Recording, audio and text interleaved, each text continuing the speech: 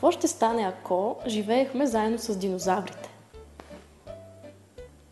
Щяхме да ходим като тях.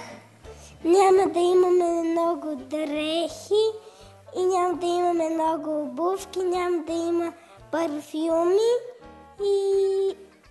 и няма да има къщи и ще живеем в пещери. Да ни ядат. Ще отида някъде по-надалеч. Може да се скрием на тайно място, където е най-тайното място и то е ето там. Мога да яхна някой динозавър и да се воза. Къде са тези малките?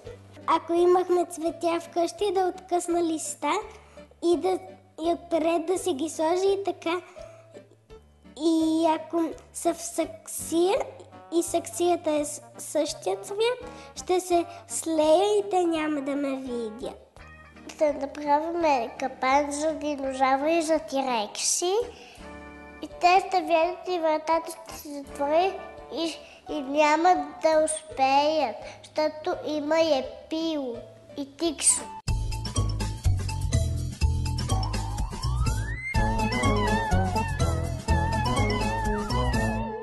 Какво ще стане, ако всичко беше с главата надолу? Ако дървото е така, а расте така, няма да е хубаво. Каката ни ще да са нагоре. Ще се спъна в лампите. Ако имаше някакъв свят, който не е този, в който ние живеем, може да е на друга планета или да отиваме в този свят чрез някаква машина на времето, например. Или на ракета. Или с ракета.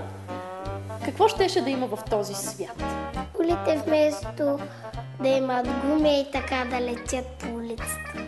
Щеше да има извънземни, много летящи чини, кралства на извънземни, крал той е извънземен пак.